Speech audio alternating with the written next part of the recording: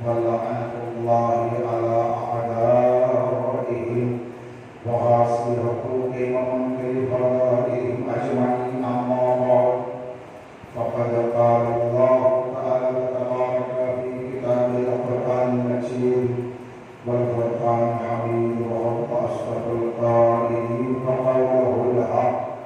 بسم الله الرحمن الرحيم. إن الدين عند الله الإسلام. سلام.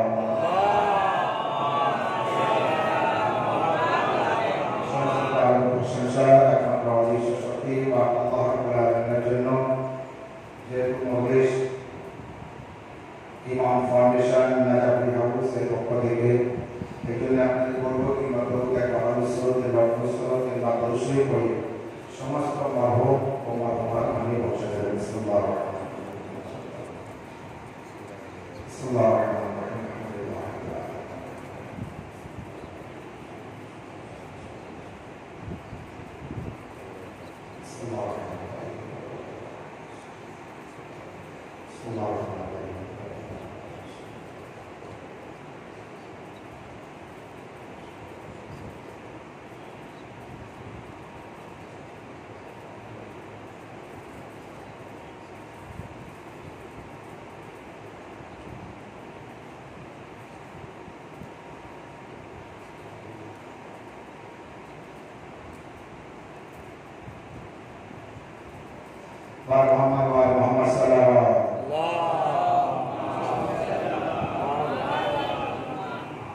দুনিয়ার মধ্যে অনেক আদিয়ান আছে। আদিয়ান একটা দিন, একটা দিন না, অনেক দিন ধর্ম, অনেক প্রকারের ধর্ম আছে।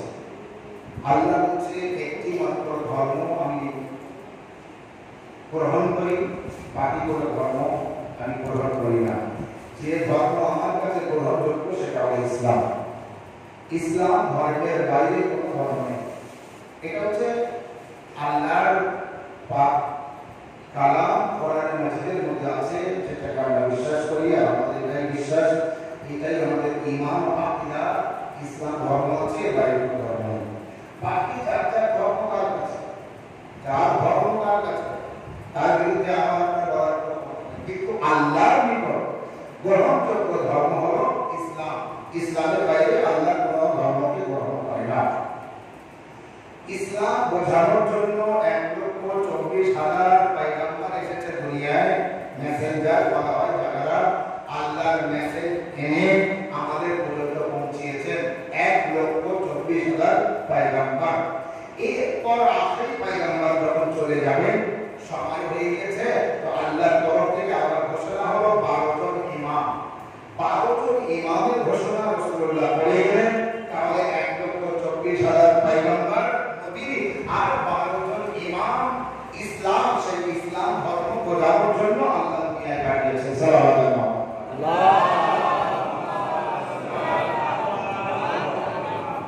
সেই যে ইসলাম ধর্ম বোঝানোর জন্য 12 জন ইমাম, তার ভিতর এই যে 12 জন ইমামকে মানলে কি লাভ হবে, ভালোবাসলে কি লাভ হবে, মন প্রাণ থেকে ইমামদের গোলামি করলে কি লাভ হবে, এই ঘটনা করব মজলিস সমাপ্ত হয়ে যাবে।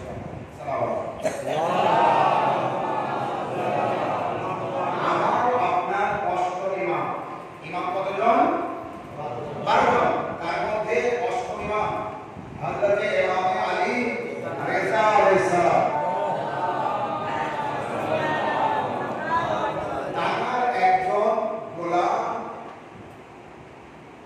খাদিম, তার বাড়ি খিদমত গুজার, যিনি খিদমত করেছেন কত বছর? 14 বছর।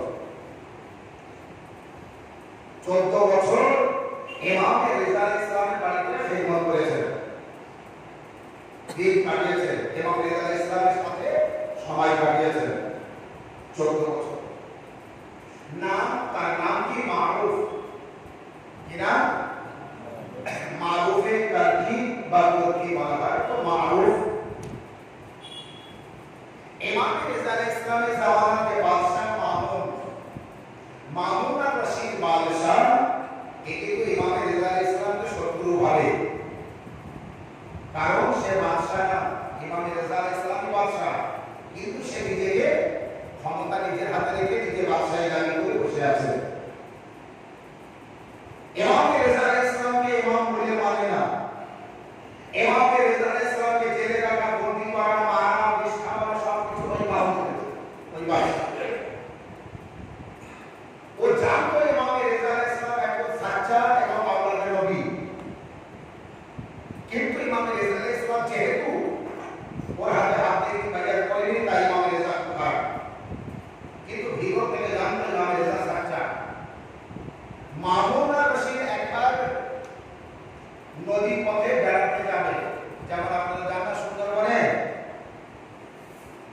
তো মামুন বেড়াতে যাবে নদী পথে, দলবল কিছু নিয়ে বলে বলে যাবে,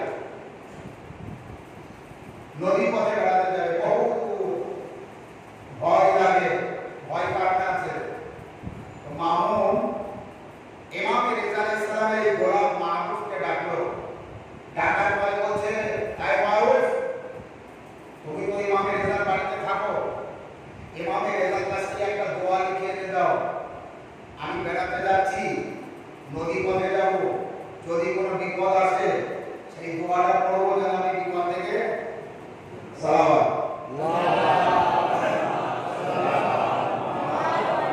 ঠিক আছে, ঘটনাটা পুরো মনে সমাপ্ত করবো, কিন্তু একটা একটা ছোট ছোট ঘটনা বলতে একটা মনের ভিতরে গেছে। ঘটনা হচ্ছে মামুন হচ্ছে ইমাম রেজা ইসলামের ভালো নজরে দেখে না, এবং মামুন আর রশিদের নজরে সবথেকে বড় খারাপ ব্যক্তি বা শত্রু ইমাম রেজা। কিন্তু জানে ইমাম রেজা আওলাদে রাসূল এবং সত্যবাদী সঠিক ব্যক্তি, তিনি যদি কোনো দোয়া লিখে দেন আর সেটা যদি বলা হয় তো আমার বিপদ আসবে না, এই বিশ্বাস ছিল।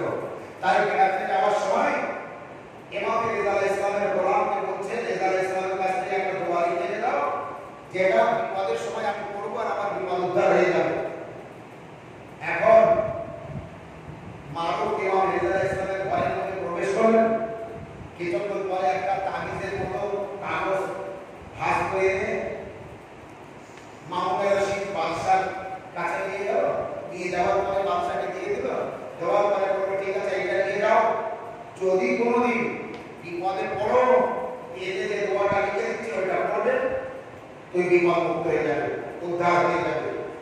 এখন মামুন বাদশা সেই তাবিজ দোয়াটা নিয়ে আনন্দে আনন্দে চলে গেল, নদী পথে সফর করছে। বহু যাওয়ার পর, কয়েকদিন যাওয়ার পর, যখন কোনো দিকে আর গ্রাম কিছু দেখা যাচ্ছে না, গাছপালা বাড়ি ঘর পাড়া দেখা যাচ্ছে না, তো পানি আর পানি, তখন তো একদিন সালাওয়াত আল্লাহ, এমন সময় একটা ঢেউ এসেছে, এমন বড় ঢেউ যে বড় আর থাকলে হয়ে যাবে, ডুবিয়ে দেবে। সেই সময় ওই দোয়ার কথা মনে পড়েছে, একবার মনে পড়েছে, বলে তাড়াতাড়ি ওইটা ওই দোয়াটা। এখন সে কাগজটা বার করে খুলে দেখে, ওতে লেখা আছে, আল্লাহ মারুফের করবি দোয়া, মারুফ এর নাম, বলে মারুফের দোহাই তুমি আমাকে রক্ষা করো। কার দোহাই? সেই মারুফ ইমাম রেজা ইসলামের যে গোলাম চাকর, সে নিজের নাম লিখে দিয়েছে, নিজে লিখে দিয়েছে, আল্লাহ মারুফের দোহাই দিচ্ছি তুমি আমাকে উদ্ধার করো। এই দোয়াটা কে করবে? মামুন বাদশা লিখে দিয়েছে কে? মারুফ पर घी, बाकी की বলে काम दे खाइए। तो এই মারুফ যখন এই দোয়া দেখলো যে আল্লাহ তুমি আমাকে উদ্ধার করো, মারুফের দোহাই, মারুফে ইমাম রেজার গোলাম তার দোহাই দিচ্ছি তুমি আমার উদ্ধার করো।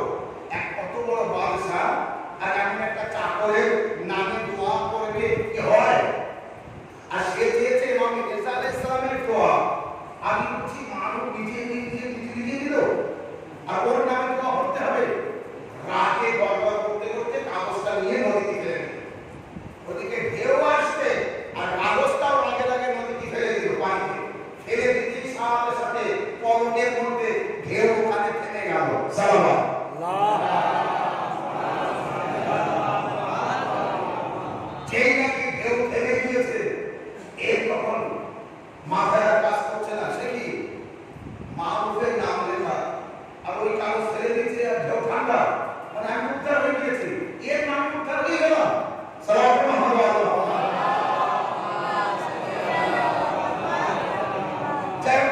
ফিরে আসলো, আসার পরে মারুফকে ডেকেছে দরবারে, ডাকার পরে বলছে তোমাকে আমি বলেছিলাম ইমামের রেজাল্ট কাছ থেকে দোয়া দিতে আনতে, তুমি নিজে নিজে দোয়া দিতে দিলে কেন?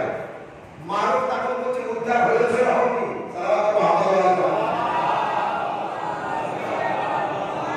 তোমার যে উদ্দেশ্য ছিল বিপদ থেকে বাঁচা, বেঁচেছো না মরেছো এইটা বলো। বলে না বিপদ থেকে উদ্ধার হয়েছি।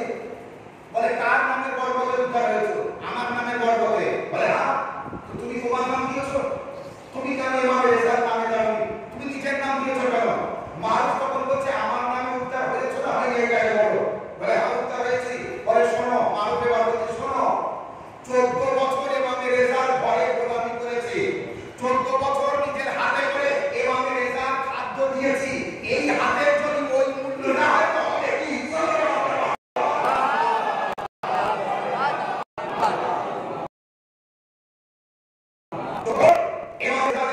গোলামি করেছি, তার বাড়ি চাকরি করেছি, আর হাতে করে ইমাম আলাইহিস সালামের মাসুম নিষ্পাপ ইমাম আল্লাহর প্রতিনিধি তাকে আমি হাতে করে খাদ্য খাইয়েছি, হাতে করে তার কাছে খাদ্য দিয়েছি, এই হাতের বরকত থাকবে না?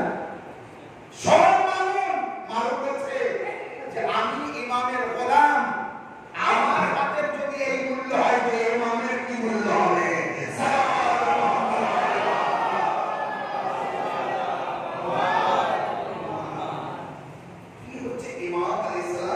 যাতে সত্যিকারের মন থেকে যদি আমরা কেউ না কেউ মেনে থাকি আর গোলামি করে থাকি, ইনশাআল্লাহ কাল পরশু যখন আমরা মজলিস করব তো সালমানে ফারসি আর আবু যার গাফারি একজন 10 দরজায় ইমানের আর একজন 9 দরজায়, ইনশাআল্লাহ আলোচনা করব দুজনের বিষয়ে। আজ এই পর্যন্ত। সালাওয়াত মুহাম্মদ ওয়া আলিহি আল্লাহ আমাদের তৌফিক দান করুন। বাস একটু যদি আমরা করতে দিই, এইভাবে মজলিস করতে পারি, মাসায়েলে আওয়ামিল্লাহ ইমাম হুসাইন ইসলামের মাসায়েল পড়তে পারি বা কারবালাকে একটু স্মরণ করতে পারি, এটাই আমাদের বড় চেষ্টা থাকবে। দেখুন আমরা আজাদারি বাঁচিয়ে রাখিনি, আজাদারি আমাদের বাঁচিয়ে রেখেছে। আমরা অনেকে মনে করি আমি না গেলে মজলিস হবে না, আমি না গেলে আজাদারি হবে না, আমি না গেলে আজাদারি বাঁচবে না, আমি না হলে আজাদারি বাঁচবে না, আমি পয়সা না দিলে আজাদারি হবে না, আমি অর্থ না দিলে মজলিস মাত্র হবে না। আরে মজলিস মাত্রকে আমি বাঁচিয়ে রাখিনি, মজলিস মাত্র আমাকে বাঁচিয়ে রেখেছে। এবং হুসাইন ইসলামকে আমরা বাঁচিয়ে রাখিনি, ইমাম হুসাইন ইসলাম আমাদের বাঁচিয়ে রেখেছে। এই ভুল ধারণা আমাদের হবে। বাস তারা এই না বড় মজবুত আছে, আমি কাঁদবো, মা ফাতেমা চোখের পানি নেবে, নতুবা মা ফাতেমা বড় বিপদে আছে, আমার চোখের পানি থেকে উদ্ধার হবে না। বিপদে আমি আছি, বিপদে আমরা আছি, মুসিবতে আমরা আছি, কাঁদবো তো লাভ আমার হবে, কাঁদবো না তো আমার হবে। এই কারণে কারবালা ওদের বেশি থেকে বেশি যেন স্মরণ, কারবালা ওদের বেশি থেকে বেশি যেন জিকির করতে পারে। কারণ কারবালা 10ই মুহররম এই পর্যন্ত কিন্তু দুঃখ শেষ না, বরং 10ই মুহররমের পর থেকে দুঃখ আরো বেশি শুরু হলো। কারবালা থেকে কুফা, আল্লাহ আপনার জিয়ারত নসিব করুক, আপনি কুফায় যাবেন, দেখবেন ইবনে জিয়াদের যেখানে দরবার ছিল সেই জায়গায় নিচু জায়গা এবং বন জঙ্গল মুখের পড়ে আছে, পাশে উঁচু জায়গা, খুব উঁচু, মওলানা ইসলামের বাড়ি, আর তার পাশে কুফার মসজিদ, উঁচু জায়গা, কিন্তু একেবারে নিচে জায়গা। সেই জায়গা ইবনে জিয়াদের যেখানে দরবার ছিল সব থেকে বড় সৌন্দর্য বিল্ডিং, এখন সব থেকে মানে নোংরা জায়গা, মানে বড় খারাপ জায়গা। কারণ ওই জায়গায় কেউ কিছু করেনি, সব জায়গায় সব কিছু হয়েছে, ওই জায়গায় কিছু করেনি মাওলার চাকরিওয়ালারা। কেন করেনি? অবিশ্বস্ত জায়গা। যে জায়গায় বিবি সাইয়েদা সালামুল্লাহ আলাইহাকে ভর্তি করে, যে জায়গায় ইবনে জিয়াদ আহলে বাইত আতহার ইসলামের বন্দী রেখে তামাশা করেছে, জনাবে মুখতারকে যে জেলের ভিতরে বন্দী রেখেছে, জনাবে ওমর খাত্তাব যখন কারবালার পরে কাফেলাকে নিয়ে গিয়েছে রাস্তা দিয়ে 1800 কিলোমিটারের বেশি রাস্তা পায়ে হাঁটি এবং রাত্রে ইয়েজিদ বাহিনীরা ঘুমিয়েছে, আরাম করেছে। ইমাম হোসেন ইসলামের কাফেলায় যারা বন্দী তাদেরকে রাস্তায় বেঁধে রেখে নিজেরা ঘুমিয়েছে, নিজেরা আরাম করেছে। কিন্তু সারা রাত ইমাম সাজ্জাদ আলাইহিস সালাম দাঁড়িয়ে থাকে, সারা রাত বিবি যায়েনব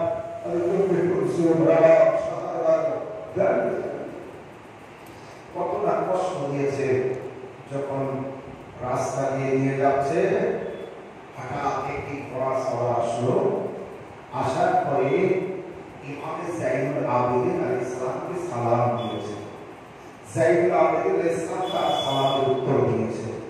উত্তর দেওয়ার পরে বলছে, মনে হয় তুমি এখানকার বাসিন্দা না, কারণ মুসিবতে যারা থাকে তাদের সালাম করতে নেই, যারা মুসিবতের মধ্যে থাকে তাদের উপর সালাম করে না।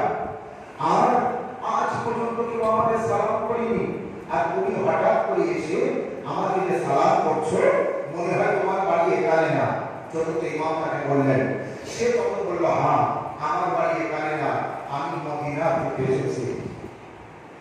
আমি শুনেছি আপনাদের উপরে কি কি ঘটনা ঘটিয়েছে, আমি শুনলাম।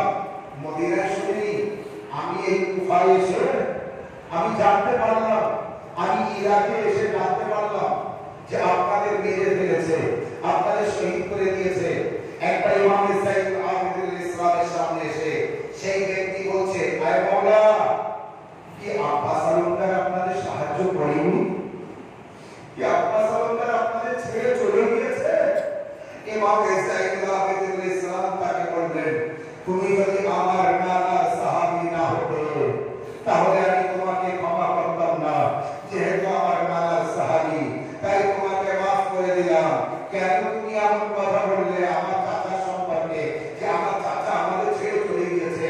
একবার সে বলছে, মাওলা আমাকে মাফ করবেন, আমি বর্ষার উপরে সবার মাথা দেখছি, কিন্তু হযরত আব্বাস আলমদারের মাথা দেখা যাচ্ছে না। তাই আমি বলেছি, আব্বাস আলমদার কি ছিল না? আব্বাস আলমদার কি সাহায্য করেনি? আব্বাস আলমদারের মতো বাহাদুর হুসাইনের ভাই থাকতে ইমাম হুসাইন ইসলামকে কিভাবে শহীদ করে? তখন সৈয়দ সাজ্জাদ ইমাম যাইনুল আবেদিন ইসলাম তাকে দেখিয়ে দিলেন, আয় আমার নানার সাহাবী, ওই দেখো একটি ঘোড়া, তার গলায় একটি মাথা ঝুলছে, যার মুখ মাটিতে লাগতে লাগতে যাচ্ছে। ওই মাথা আমার চাচা হযরত আব্বাস আলমদারের। সাকিনা আমার চাচাকে দেখে দেখে বলছিল, চাচা আগে জানলে মশক দিতাম না, আগে জানলে পানি আনতে পাঠাতাম না। আমার চাচার মাথা বারবার পড়ে যায়, আওয়াজ দেয়, সাজ্জাদ আমার মাথা নিচে রাখো, যেন সাকিনা আমার না দেখতে পায়। তাই আমার চাচা সেই সময় থেকে ওই ঘোড়ার গলায় ঝোলানো আছে মাথা, মুখটা মাটিতে লাগতে লাগতে যাচ্ছে। এই মুখ আর সাকিনাকে দেখাবো না। ইন্না লিল্লাহি ওয়া ইন্না ইলাইহি রাজিউন। আরদান লিবাসান মুসলিমাতি আমরি সাল্লাল্লাহু আলাইহি ওয়া সাল্লাম আলাইহি ইলাহি ওয়া সাইয়্যিদি ওয়া মাওলানা ওয়া বারিক আমাদের অবশ্যই কবুল করুন। আল্লাহ আমাদের কোনো কষ্ট দিও না, কারবালা কষ্ট। আল্লাহ আমাদের কোনো দুঃখ দিও না, কারবালা দুঃখ ছাড়া। হায় আল্লাহ রাব্বুল আলামিন, এই মুহূর্তে আমাদের তরফ থেকে আল্লাহ তাআলা কবুল। আল্লাহ তাআলা জান মালি সাদা করুন।